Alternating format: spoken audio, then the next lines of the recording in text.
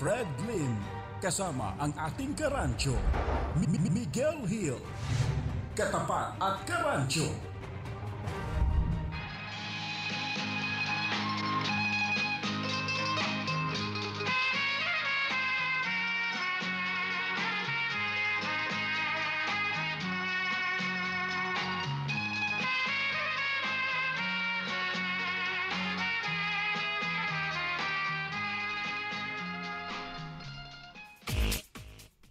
Buenos días a todos mis amigos. Es su Karancho Miguel Hill. Buenos días din sa iyo, Miss Pilita. Buenos dias sa'yo, Karancho Miguel. Oh Okay. my gosh, ang ganda ng iyong farm. Okay, mga Karancho, ayan, narinig niyo po, hindi po tayo nag-iisa ngayon. At hindi lamang po si Gardo, ang Gardog ng Bayan ang kasama natin ngayong araw ng Huwebes, November 26, 2015.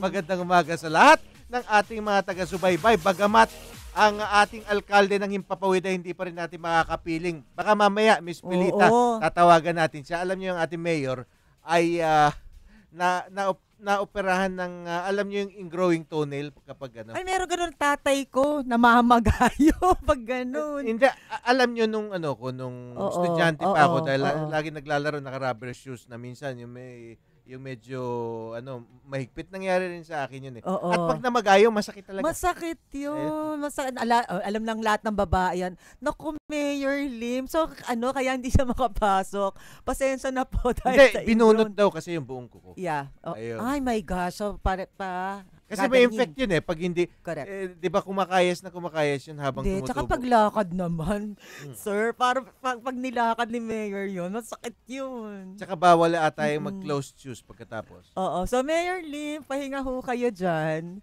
Eto muna ho ako. Ayun, naiiyak si Gardo, naaawa siya dahil dun sa yung hinlalaki. Diba? Hinlalaki. Akala ko, ni ang iyong Gardog na si Gardoy naiiyak. Bakit ako pumasok dito? Ay, hindi. Bakit hindi niya ako type? Pakilala natin yan po si Gardo. Ang Gardog ng Bayan, sanggang dikit na kabutihang kaaway na mortal. Mga kawatan. Patay kayo kay Gardo. Ayan. May sariling fanbase yan si Gardo. Talaga? Bakit sikat na nga siya eh. Okay, Ano na? Mga Karancho ko, nais yung lumahok sa ating diskusyon. Di kayo, meron kayong mga sumbong sa mga anomalya, mga hindi magagandang nangyayari sa inyong paligid, sa inyong pamayanan. Ang ating text line is 0977-342-1644. Inuulit ko po, 0977-342-1644. At meron din po tayong hotline. Marami kasi Miss Pilita tumatawag. Yung talagang i-express nila.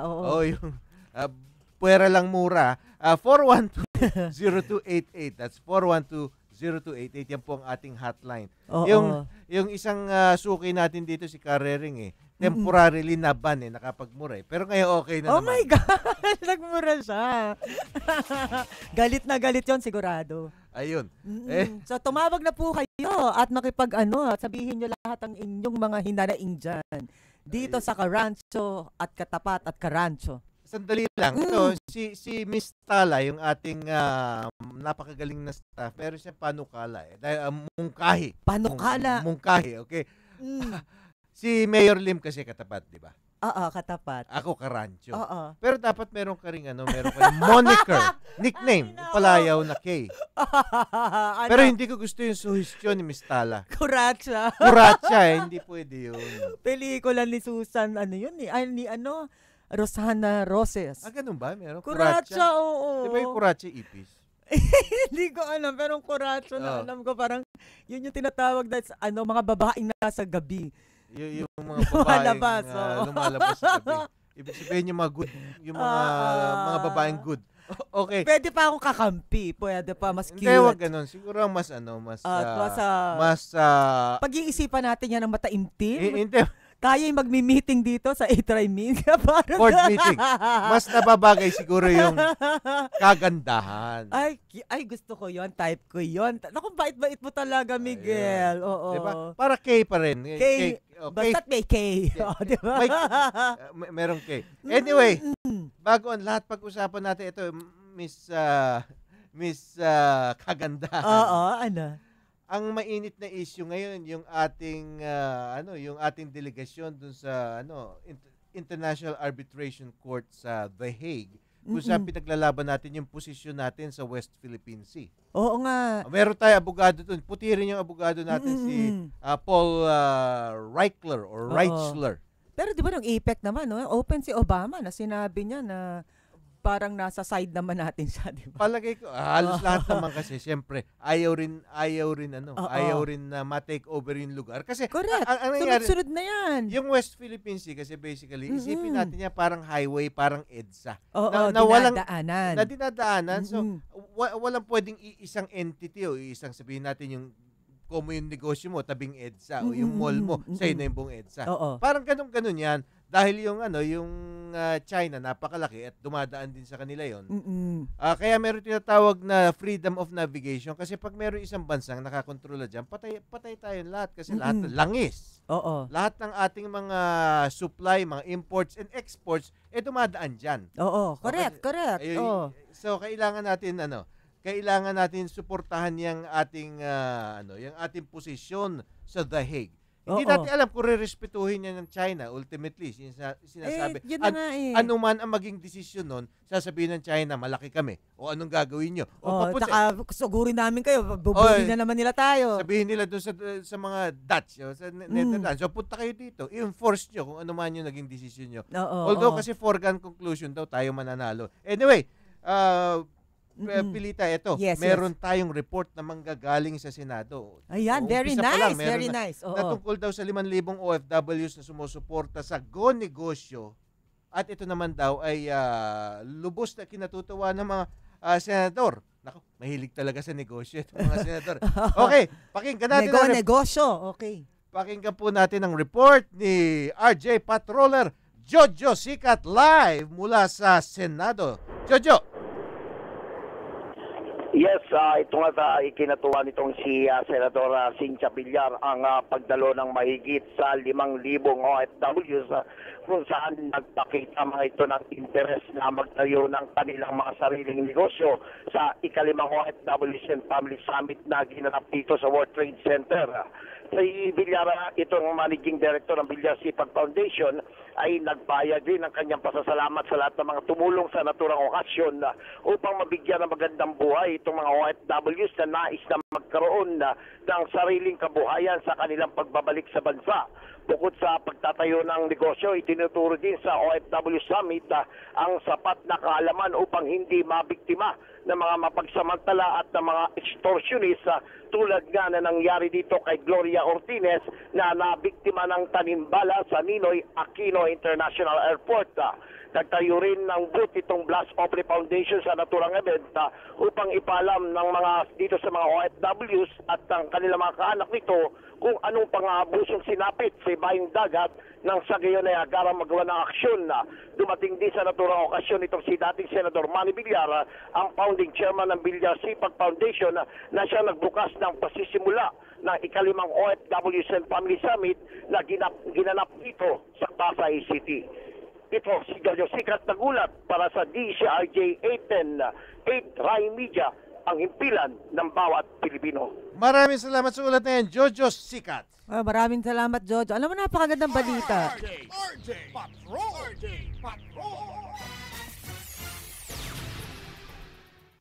Alam mo yan si Jojo Sikat, kahapon sa loob ng kalahating oras, naka-4 na report yan. Ganyan sa Senado? Yan, sa Senado. Alam mo, dati nagpunta rin ako dyan na-assign ako dyan before. Talaga pag nasa loob ka niya, dami yung makukuha. Masasaga. Pero kailangan masisip ka. Araw-araw maraming nangyayari. Nag-reporter din ako sandali dyan. Pagamat sandali lang. Anyway, time check muna tayo mga karancho. Ang oras po natin ngayon, alas 10:17 ng umaga. This time check's brought to you by iQOO. Get cool with iQOO. Yung dalawa kong anak, naku, sports ang hilig nila. Yung isa, football, varsity. Isa naman po, volleyball. Pangarap nga niya maging Philippine team eh. Masaya ako na pareho silang mahilig sa sports. Dahil alam ko, dahil sa sports, hindi sila mawawala sa mundo. Kilalanin ang PBA Party List sa Facebook. at sa pbapartylist.com. Pilita ito si Jojo, nabanggit niya na rin yung tanimbala sa Ninoy Aquino International Airport. Diba?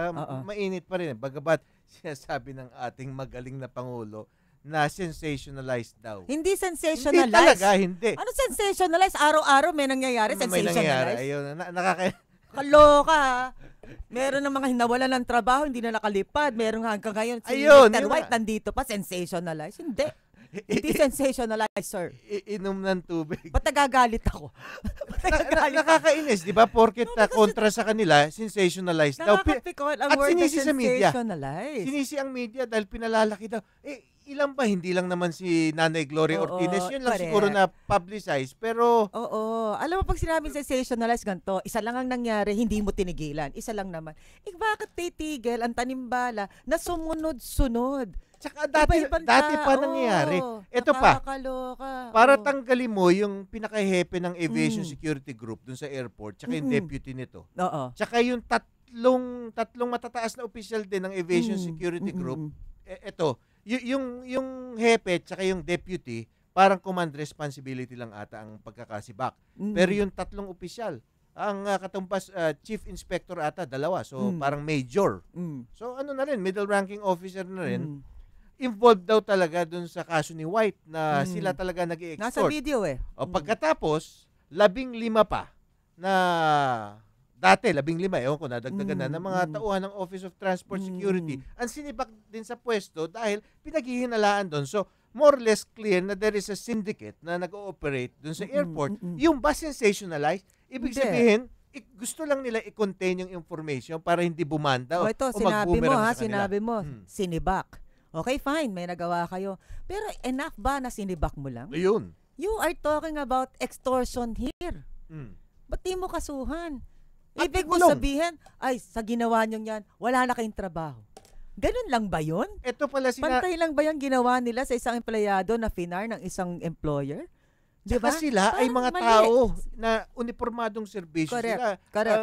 Meron silang Yes. ano ba yun, yung shroud of authority ng ating pamahalaan. Correct. Pagkatapos bantay sa lakay pala sila. Mm-mm. Hayop pala sila. Baka yata nagbabayad dyan ng mga Ng buwis. airport tax para sa mga pambayad sa mga yan. Ayun. Tandaan nyo, Exactly. Tapos Tapos, nanakawan nyo mga tao, ina-extort nyo pa. tawag na pangwawalang hiya talaga. Tapos Kahit ito saan naman, na lang. ito namang henyo sa Malacanang. Isasabihin Talaga sensational. niya sa Malacanang.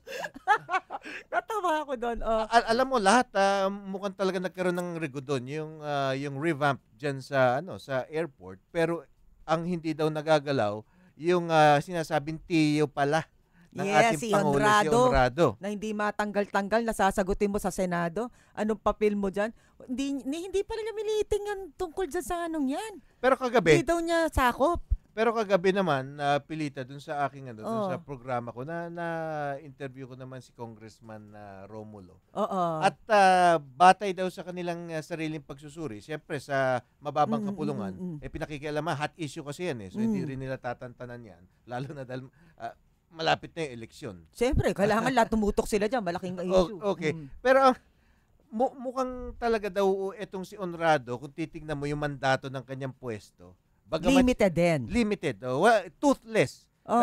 Kahit Parang nilagay lang doon para magka-position siya. Because apparently there are 21 separate Agencies. different agencies under Yeah. his Yes.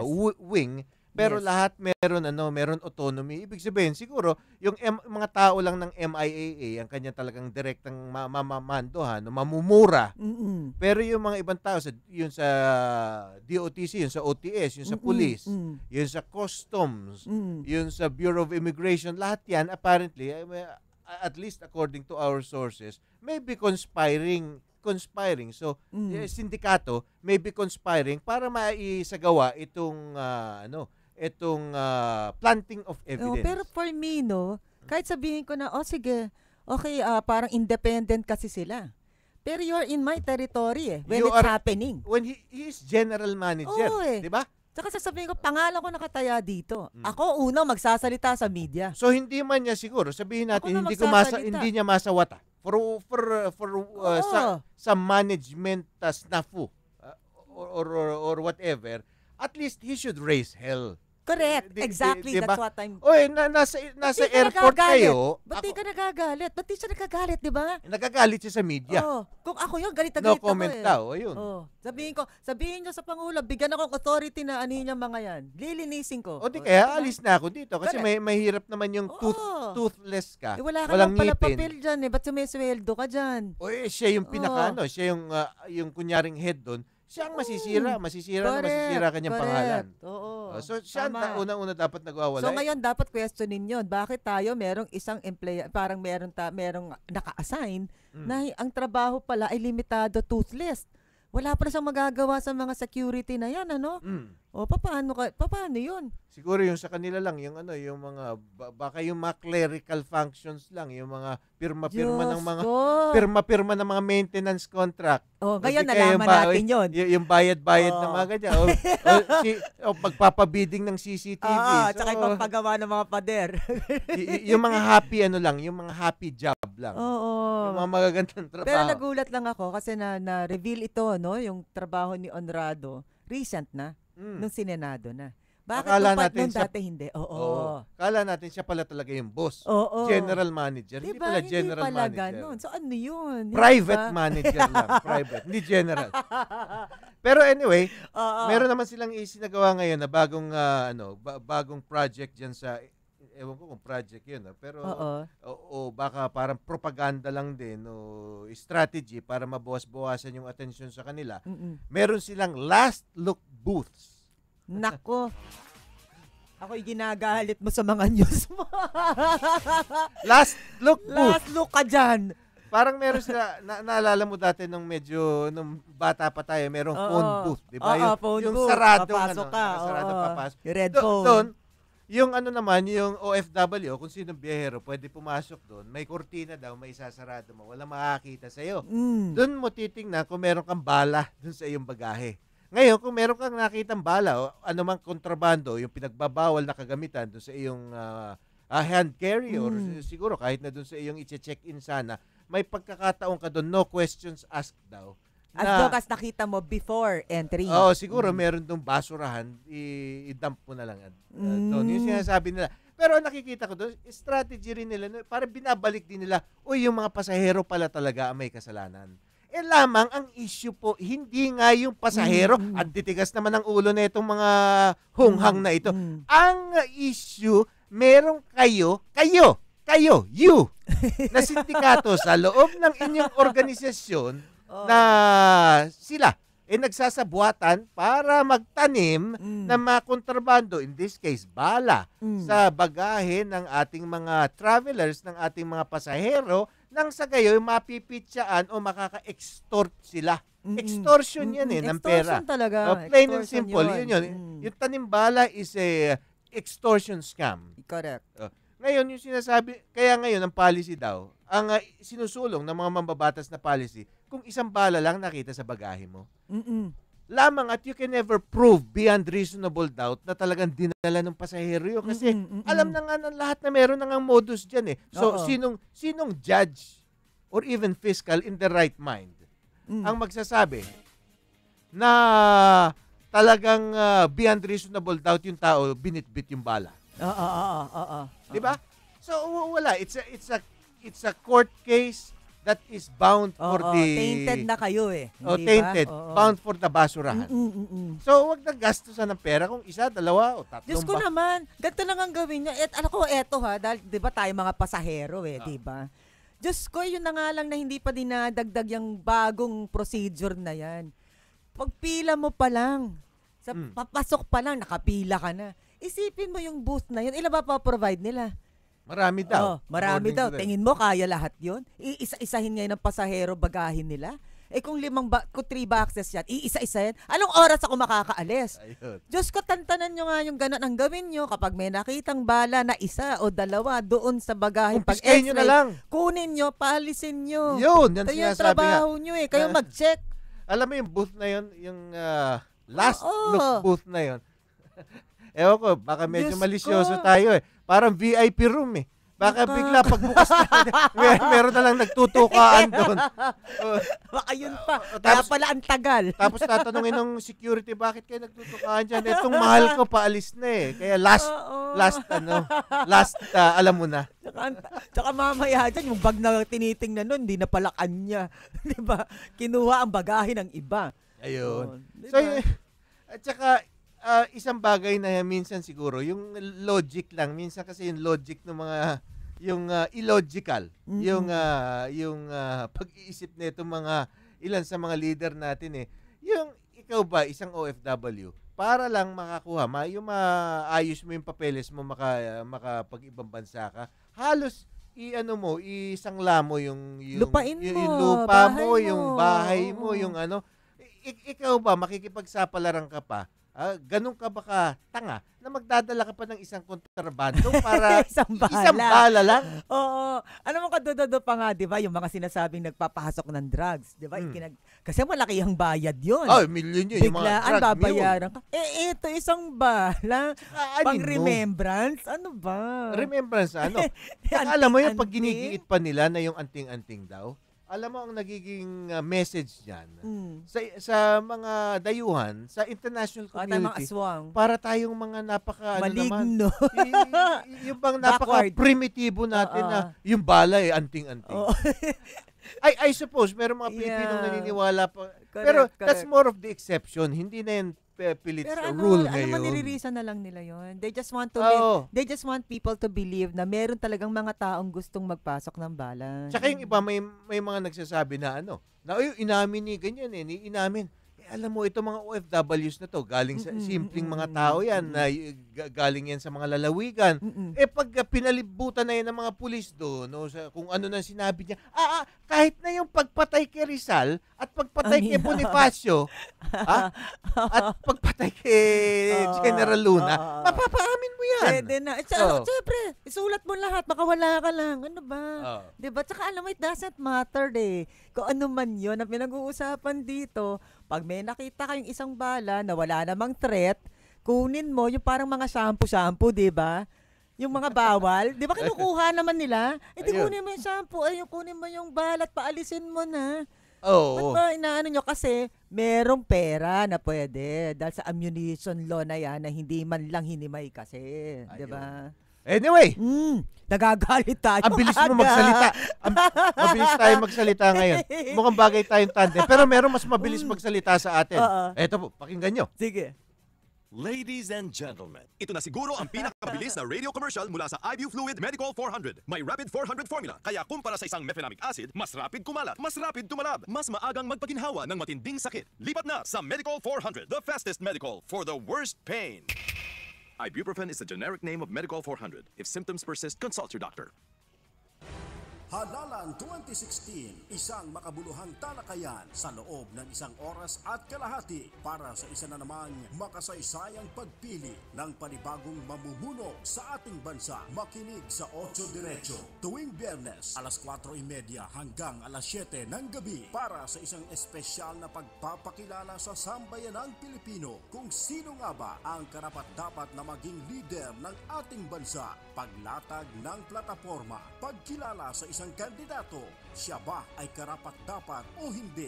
Abangan ang espesyal na pagtatanghal ng Bakit Kita Iboboto? Bakit Kita Iboboto? Bakit Kita Iboboto? Para sa sambayanang Pilipino, hatid sa inyo ng DZRJ 810, 8 Tri-Media Broadcasting Network, ang himpilan ng bawat Pilipino. Ikaw ba ay nakikinig sa DZRJ 810 araw-araw? Pwes, eto na ang isang pasasalamat namin sa inyo. Mag-text sa inyong greetings sa mensahe sa 0917-798-8910. Huwag kalimutang ilagay ang inyong pangalan, address, at magkaroon ng chance manalo ng isang brand new Nextbook Android tablet. Makinig at manalo mula sa himpilan ng bawat Pilipino. Handog sa inyo ng 8 Tri-Media Broadcasting Corporation. Okay. Ano na, Diyos yung ating ko, ito paalala natin sa ating mga listeners, yung bakit kita iboboto? Bukas po yan, every Friday. Oo, Ating tama. ano ba tawag doon? Ating third degree. Alam mo yung salitang third degree, yung ginigrill natin. Oo. Ay yung mga kandidato Oo. at para pakumpisalin sila. Bakit nga ba natin sila iboboto? Pakumpisa rin talaga. O, Mag-confess kayo ngayon na. Oo. di ba kasi lahat marami mga kandidato kinukuha sa song and dance yung walang sustansya pero hinahanap natin talaga Ito substance. kaalaman mo, ano bang kaya mo, karakter mo, ayan, di ba? Yung kunwari Baga sinasala. katulad ng isang tatakbo kunwari sa Senado o di kaya sa Kongreso, mambabatas yan, tatanungin mo anong panukalang batas ang itataguyod mo. Kapag sinagot, ay, magpapatayo ako ng mga waiting shed tsaka yung mga uniforme ng mga liga dun sa amin, dun pa lang kita mo na hindi niya alam kung ano yung kanyang trabaho. Diba? Kasi ang mambabatas, mambabatas, gumagawa ng batas. Diyan mo makikita. At tanging kailangan lang bigyan pagkakataon na sila yung magsalita. Ibig sabihin, kung talaga naman na kung meron talaga sustansya yung kanilang kandidatura, yung kanilang pagkatao, makikita yan sa loob ng 2 kalahat. Napakahaba rin ng oras. So meron talaga tayong pagkakataon para gisahin. Correct. Pero tayo, unlike yung iba. Hindi gisa na binabastos. Ibig sabihin, objective ang usapan. Hindi ba? Yun. Pero may laman yun, ha? Meron ka bang kilala na nakita nag-grandstanding? Para iakyat yung kanilang sarili. Ay, tapakan ng iba. Ayun. Yung alam mo na nga di ba? Ang sinasabi mo dapat na, yun, nagigrill ka. Ibig sabihin nun, hinuhukay mo sa kanila ang kanilang kaalaman. Tapos para mapag-usapan, malaman ng mga tao. Pero hindi ho para mantadyak, manghiya, mag-humiliate, pakita mo kung gaano ka kagaling. Ngayon, ang magaling na tao hindi na kailangan ng ganyan. Hindi ba, Miguel? Bumanda para sa kanya. Sinong kontrabida ngayon? Correct. Bagamat wala naman tayong pinatutungkulan. Sumikat pa nga yung isa Mas tumataas tuloy yung isa na underdog There is such a thing as sympathy vote, Pilita. Correct. Ayan, lalo na ang Pilipino, ang pangkaraniwang Pilipino. Correct. They like the underdog, sinasabi nila lagi. Bukang bibigyan. Yung because they identify. They can relate to the underdog dahil they can relate.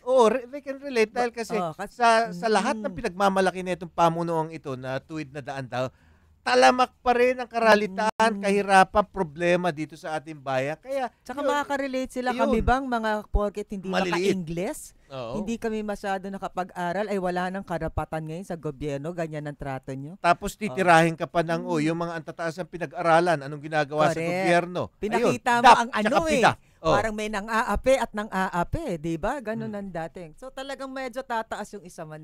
Naging ano pa nga yun Naging parang gumanda pa yung pangyayari doon sa kanyang in-interview. In other words, pakinggan po ang aming programa tuwing Biyernes, alas 4:30 ng hapon hanggang alas 7.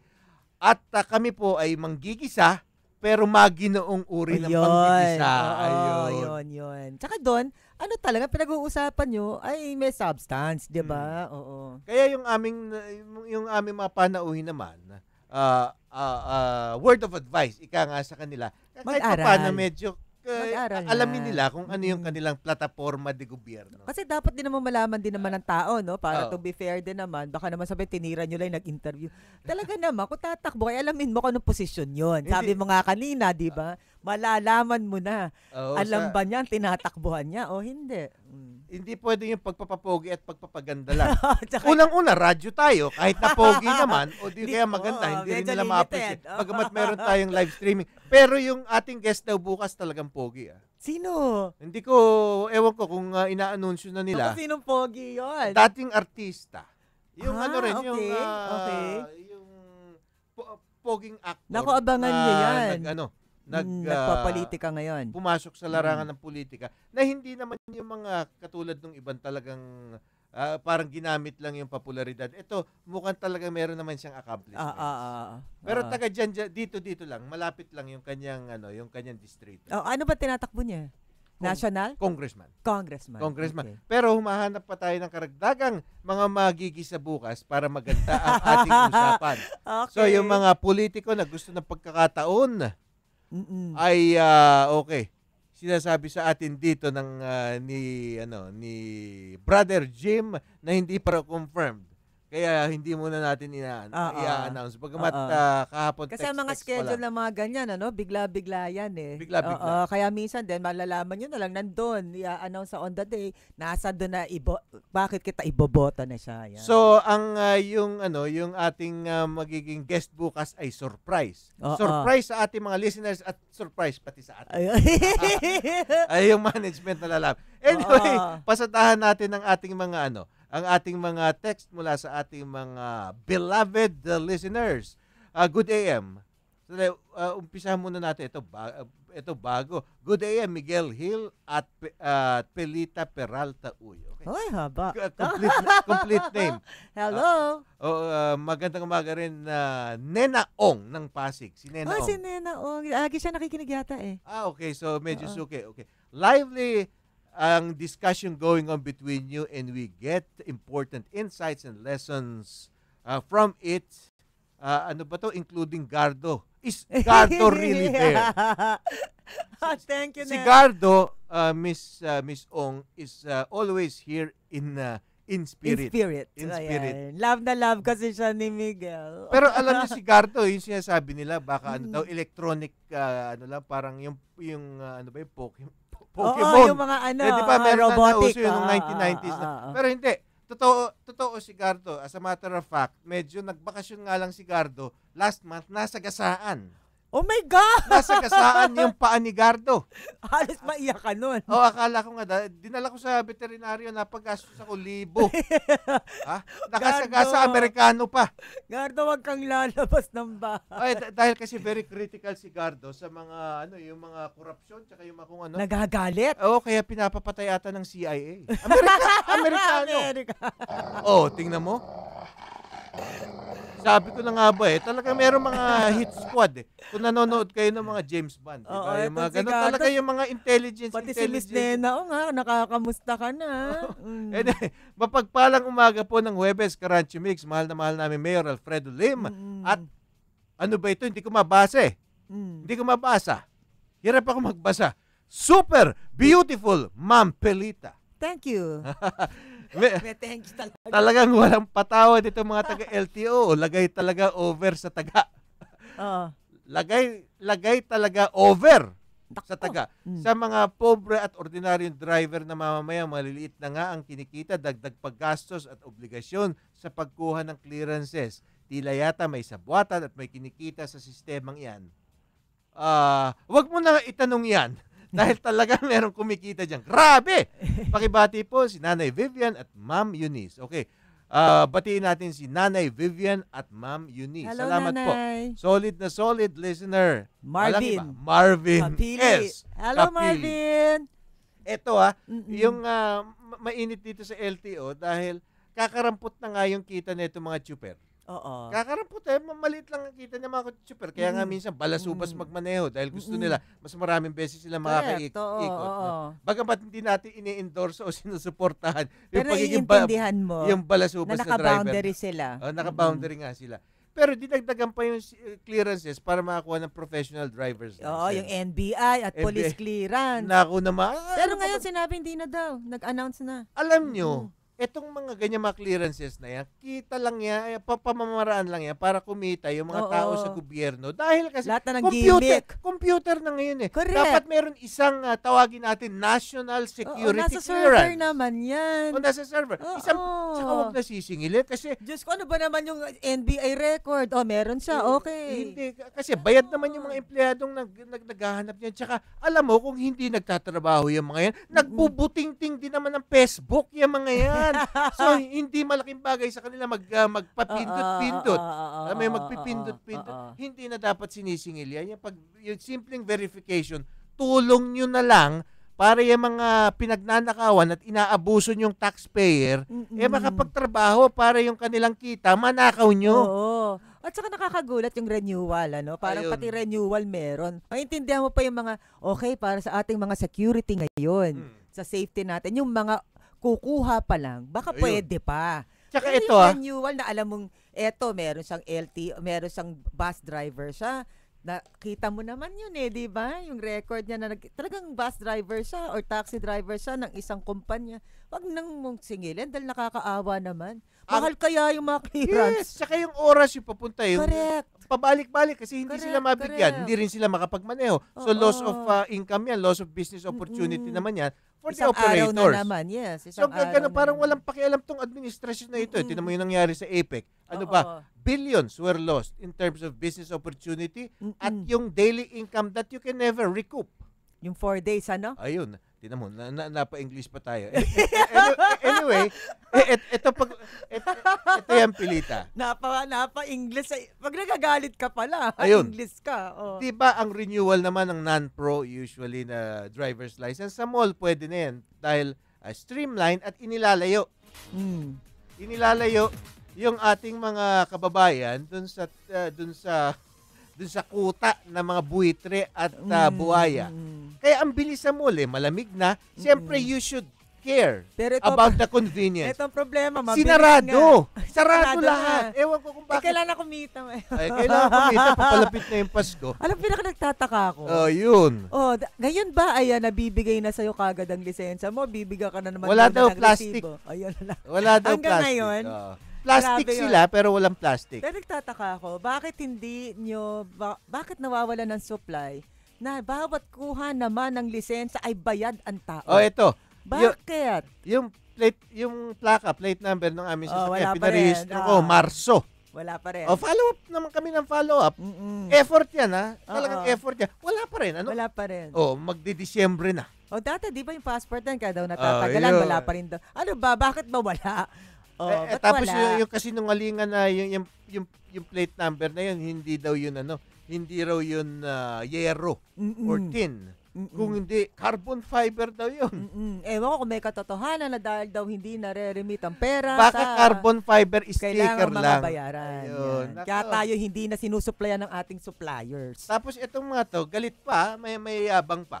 Ay, naku, doon ako naigagalit. Parang sila lang ang pagod. Pagod din kaya tayo. Ayun. Yung parang sinusungitan ka pa, parang sa lahat galit ng sa'yo. parang ikaw pa ang may utang na loob sa kanila. Sila nga naka-aircon doon sa booth, tayo yung nandun sa may labas. Kung ayaw nyo yan, trabahong yan, mag-resign kayo. Maraming naghahanap ng trabaho. Maraming naghahanap ng Correct. trabaho. Maraming mga casual sa government na yan, service. Tanggalin na yan. Oo.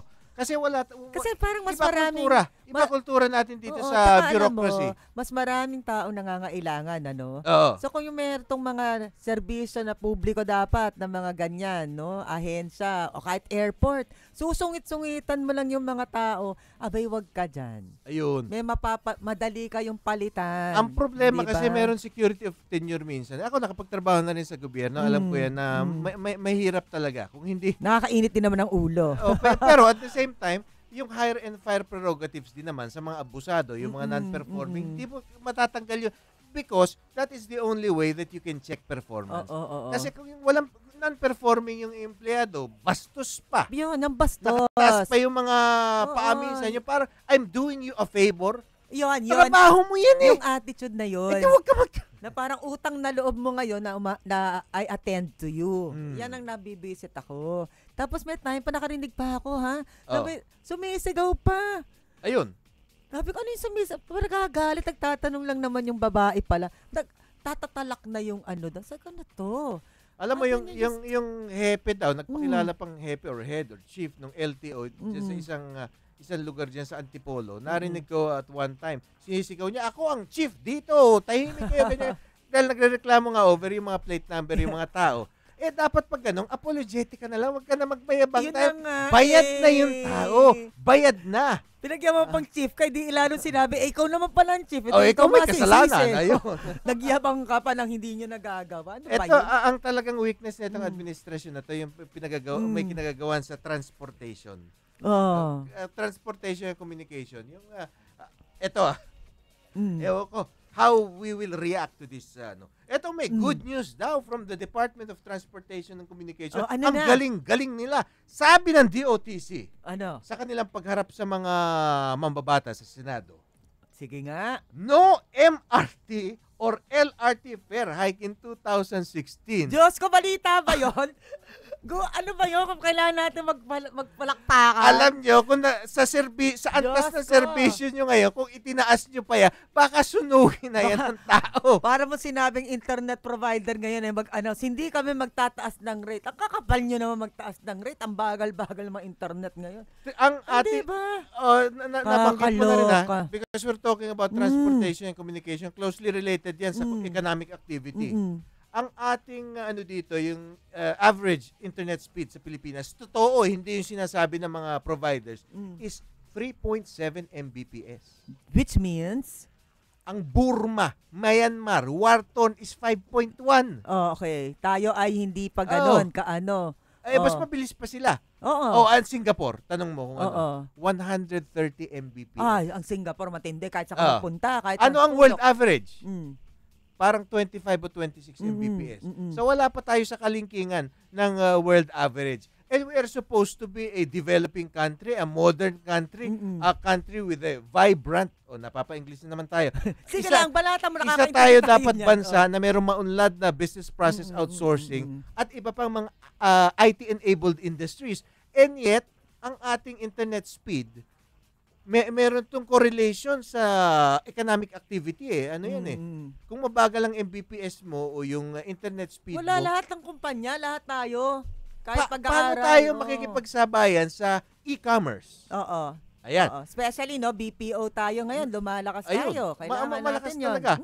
Eto dun sa kinulong nilang presidente, ay doon talaga lumago yung BPO na yun, doon sa nakaraang administrasyon. Ang BPO po ay business processing outsourcing. Yan yung ang call mga centers. kliyente mo ay galing sa iba, no? Na bansa, ganyan. Ito pa, yung di ba yung ZTE deal, binaril nila dati dahil may korupsyon. Oo. Kung may korupsyon, talagang dapat naman ihinto. Pero ang nangyari, hindi nila pinalitan. Yun na nga. So ngayon wala yung ating backbone. Nahinto tayo. Yung ating internet backbone na dapat suportahan yung ating paglago, pag-usad, wala. Sino ba dapat gumagastos ng improvement na yan? Yung enhancement at of course, meron dyan. Progress. Meron dyan private sector talaga. Oo. Kasi kung saan tayo nagbabayad, hindi ba? Pero meron government component yan. Yung playing field, yung sinasabing yung groundwork yan, yung basic infrastructure. Kasi nga, papasukin pa rin sa ibang bansa, ang gobyerno ay ginagastosan talaga yan. Priority nila yan dahil nga economic nga. Pero dito ay hindi. Kaya sinasabing ng mga binabayaran natin sa ating mga reklamo na ba't humihinto and all. Pero ito naman akin. Yun ang naman palang capacity mo Yun. Ba't benta ka ng benta sa lahat? Ayan. Meron ka pa tinatawag ng mga unlimited surfing ng ganto't ganyan. Unlimited sakit ng ulo. Diba? Ibig sabihin, ito lang naman palang kaya nyo. Bakit ka nagbebentang karami-rami? Ito, wala naman tayong utang na loob dun sa mga telcos. Pero alam natin na yung niyan, di ba? I'm sure, wag na tayo magbanggit, pero hindi laging maganda ang signal ng cellphone mo. Lahat dito ng technology natin nakakairita pag emergency, diba? walang mangyayari sa'yo. Di ba kung... Ano ba? Talagang biglang nawawala, di ba? Always active yan pag yung bili ka ng ringtone o bili ka ng kung anong games. Pero pag talagang... kailangan mo na wala. Pag kailangan mo, biglang may mangyayari. O yung mag-ano, di ba? Minsan nag-i-internet ka, ang loading mo, mas patagal pa sa isusulat mo. Ito. Diba? Ito, meron tayong... matagal akong reporter na nagko-cover din dyan sa tuloy-tuloy mo nga yan. Telcos, di ba? Matutuwa sila mga tao sa loob. Sinasabi nila talaga. Problema nila yung bagamat hindi nila aaminin, meron talagang kumakain ng load. Meron kumakain ng load. Alam mo, although pwede mo raw pala, ito public service na rin natin. Kung talagang kalkulado nyo kung magkano kinain sa inyo, alam nyo yung oras at alam nyo kung more or less kailan nangyari at yung amount involved, itawag nyo, ibinabalik daw. Usually talagang binabalik yun. Kaya sila nangyari dyan. Nangyari kay Senator Enrile. Tingnan mo yan. Nangyari sa isang Senator Enrile. Takot sila kasing social media. Nagpa-load. Pag isang text daw, nauubos na. Yari kayo dahil nagkataon, Senator. Pero pag ordinaryong tao, hindi makalaban. Hindi mo kasi alam Tsaka yung mga may call centers yan, sanay mambara na ng tao. Oo. Yung parang, hindi lang papaasahin kayo. Parang pararamdam Wala nila sa'yo lang. na walang mangyayari Oo, talaga. parang wag mo aksayan ng reklamo mo, ganun lang talaga. Ay, anyway, tungkol sa internet provider, no? Alam bang meron na na gustong mag-bill niyan? Yung RA 6161 yata. Basta na ko lang ang gusto ay ang magiging ano tawag diyan, yung pag ikay may ginawa, multa ng pagbagal ng iyong internet provider sa mga tao, no, dahil nagbabayad ito from 25,000 pwede nang umabot ng 5 million. Ito, Para daw ang mga internet provider na anuhin natin to, ayusin natin ng magandang sistema. Kung naalala nyo dati, nung iisa pa lang yung telephone service, talagang sobra naman, halos lumuhod ka sa kanila just to get a new line. Ngayon, hindi man monopoly, there's still a duopoly. Ay, naku, dalawa lang eh. Yun, anything Kaya, ganyan, talagang duopoly. May talagang abuso pa rin kawawa tayo. So meron na silang parang yung papasok. army. May pangatlong papasok. And we look forward to that. Yung Australia? Yan ba dapat yun? lang. Oo. Yung international company from Australia? Basta ako hindi ko I don't know these guys from Adam. Hindi ko alam ang kanilang kapasidad. Pero basta dumami yung players, I think that's better. Anyway, basa-basa naman tayo ng ating mga text. Okay. Tapos ito nga, no, sana talaga, no, yung internet provider po, no, ayusin nyo maigat. Sana pumasok pa ang iba. Para, alam mo, kompetisyon ay maganda para sa mamamayan. Yan. Okay.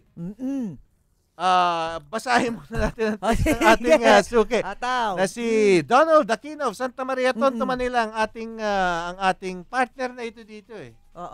Na sa ating programa dapat meron na rin itong pangalan dito sa atin. Napaka-importante talaga sa mga mamamayan yung magamit na ng tama yung sentido común. Yun. Not so common sense. Lalo na dito sa lipunan natin talagang lunod sa mga kamalian at kawalangian. Ika nga tayong taong bayan ng barometro. Kung magbabago pa ba itong lipunan nating nabubulok o tuluyan ang magiging patapon itong bayan nating nasasayang sa mga kababayaan at maling paniniwala. Salamat at magandang umaga po. Nagmamahal, Donald Aquino, Santa Maria, Tondo, Manila. Anyway, i-plug ulit natin bukas yung ating programa bago tayo magtapos. Yung bakit kita iboboto. At pinapangako po natin dun sa ating mga magiging guests na magiging interesting, magiging makabuluhan, masustansya ang diskusyon, pero walang bastusan. May etiquette mga tao dito. May kultura po yung mga tao dito. Ang mga broadcasters po dito ay alamang ethics na tinatawag, no? Hindi tayo kailangan mag-grandstanding. Hindi tayo kailangan na magkunwari. Hindi tayo kailangan i-Englishin mo ng tuloy-tuloy na paulit-ulit lamang naman ang iyong tanong yan. Ayun. Sino na naman ang pinatatamaan mo dyan? Wala naman tayo pinatatamaan. Kasi marami talaga ng mga mamamahayag na yung upang itaas ang sarili nila, mapagyabang. Yung ita-down nila yung ibang tao. Correct, Ang public service po hindi lamang sa galing mag-Ingles, hindi lamang sa taas ng pinag-aralan. Dahil marami po sa mga pinakawalang hiyang opisyal dito sa ating mga bansa. Alam mo ba? Matataas ang pinag-aralan. Ito baka naman baka sabihin naman no, kino-connect ko, pero gusto ko talaga ma-interview yung gusto ko malaman kay Alma Moreno kung ano yung talagang mga nagawa niya na kasi marami daw eh. Ay, taga Paranaque ako eh. Speaking of which, nakikinig daw sa atin si Mr. Freddy Laksamana, ang kapatid ni Miss Alma Moreno. Kapatid siya? Kapatid. Mr. Freddy. Taga Paranaque kasi ako. I'm interested. Kasi hindi ko na, parang nangyari ang nakita na lang kung ano yung ginawa ng isa, nag-interview. Parang gusto ko malaman talaga, yung makita ko kung ano talaga yung nagawa niya. Kasi sabi sa Paranaque, talagang 3 times councilor president. Ito, ewan ko. Ganun eh. Marami daw yung nagawa sa Paranaque. Baka si Miss Alma, hindi niya na matatandaan ito. Pero, noong 1990s, reporter na ako noon, nagko-cover ako doon sa kanilang teritoryo, yung mister niya pa noon, yung kasalukuyang mayor. Nakita ko sila na mag-asawa at the time. Parang minamandohan nila yung paglinis ng parang kanal or dredging eh. Hindi naman sila yung mismong bumaba doon sa lugar, pero parang nagmamando sila doon. Sabi ko naman, nung panahon na yon, na masipag naman pala itong mga ito. Sila, parang hands-on. Sa pagkakaalam siguro ko talaga, sa pagkakaalam ko talaga, siya yung hindi yung naka-display, alam mo yon, siya talaga yung nagpupunta sa barabarangay, Yan ang pagkakalam ko. Tapos parang yung sa mga babae, Oh. lagi siya nakikipag-meeting sa ladies. Nabalitaan ko yon. Kaya medyo sa usapang babae nga, sabi ko sana makausap ko siya. Ay, pwede mo siyang imbitahan siguro. Oo. Ewan ko. Kasi empowering show siya. Anong mga pwedeng gawin isang babae na ang tingin sa'yo ganito lang. Tapos biglang ito, maangat ka. Di ba? Magandang ano yun eh. Pero hindi ko lang paano siya maiimbita. Kasi siyempre, busy. Baka traumatized na ito eh. Baka hindi na magpa-unlock. Oo. Pero sa bagay, ang dito naman maganda yung background din nila sa showbiz. Mm-mm. Dahil kasi, alam mo, yung mga artista, sanay yan na manlait eh. Mm-mm. Kasi alam mo naman yung mga kasama natin dito sa showbiz, pag yung mga ating mga showbiz reporters, Oo, entertaining pag naman kasi yun. pag sinimulan kang wakwakin, Oo. talagang kung hindi ka matibay-tibay ang dibdib, Nako, wala na, di ba? Oo. Eh, Pero politics and mababaliw showbiz, ka. minsan pareho rin eh. Di ba? May mga taong titira sa'yo, may mga taong pupuri sa'yo. Ganun talaga buhay. Okay. So, bago po tayo magtapos, alamin po Tapos na natin ba? ang Okay. tamang oras. Ang oras po natin ngayon ay alas 10:58 ng umaga. Oh, This time check is brought to you by IB Fluid Medical 400, the fastest medical for the worst pain. Okay. Munti ko na nakalimutan ano? na i-check ang aking relo. Dahil masarap palang usapan natin. Sabi nga nila, Oo. maganda naman ang ating feedback. Ang reaction, aga-aga pa lang, galit na tayo. Galit na tayo. Pero ganyan lamang Pero po. tumatawa naman tayo. Kasi pag hindi po natin pupunahin yung mga kawalang hiyaan, ang mga di umano, alleged leaders natin, akala nila ang gagaling nila. Okay. Okay, Pilita, dyan ang tatapos ang ating programa ngayong umagang ito. Ako naman, ang inyong Karancho Miguel Hill. Maraming salamat sa inyong patuloy na pagsubaybay at bukas po tayo magsasama-sama muli. Okay, marami po salamat. At itong show ni Karancho, maraming salamat sa iyo. Nag-enjoy ako dito. At pasalamat din tayo kay Mayor Lim. Hello po. Ano ba itong babaeng to? Ba't nandyan? Hello po, Mayor Lim. Okay. Sabihin lang nila nagka-sore throat si Mayor Lim kaya bumaba yung boses. Dito sa show na to, pinupuri ang mga tama, pinupuna ang mga mali. Di ba, sir? Okay. Okay. A Trimedia Pro Incorporated. This news is brought to you by SSS. Buti na lang may SSS. The BBC in London goes direct to the Raja Broadcasting Network, DZRJ, 8:10 a.m. with a live news update.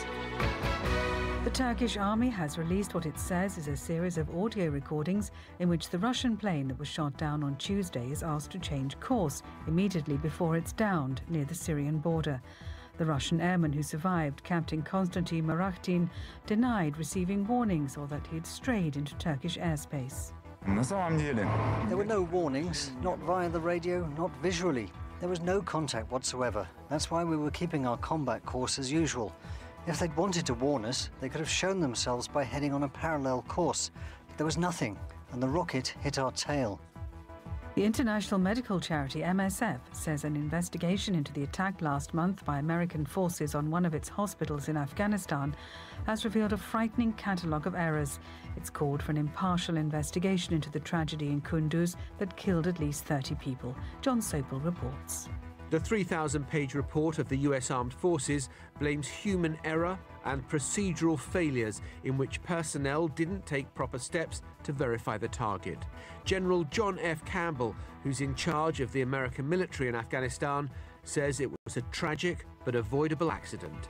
The medical facility was misidentified as a target by U.S. personnel who believed they were striking a different building several hundred meters away. In their response, MSF said the report showed a frightening catalogue of errors and illustrated gross negligence on the part of US forces and violations of the rules of war. The French President François Hollande has asked Germany to do more to help combat the Islamic State group. Speaking during a visit to Paris by the German Chancellor Angela Merkel, Mr. Hollande said it would be a very good signal if Germany made a bigger effort in Iraq and Syria against IS. Mrs. Merkel agreed that the jihadist group had to be fought militarily. Terror must be fought with all our efforts, and we want to be on France's side. On the day of the terrible attacks, I said that we would support France in every possible way. President Obama has tried to reassure Americans that everything possible is being done to keep the country safe as millions head home for the Thanksgiving holiday. Mr. Obama said he understood that people were anxious following the attacks in Paris, but he said there was no credible intelligence to indicate a plot against the United States. World News from the BBC. You're listening to the news from the BBC. That news was brought to you by SSS. Buti na lang may SSS. This program is brought to you by 8 Trimedia Pro Incorporated.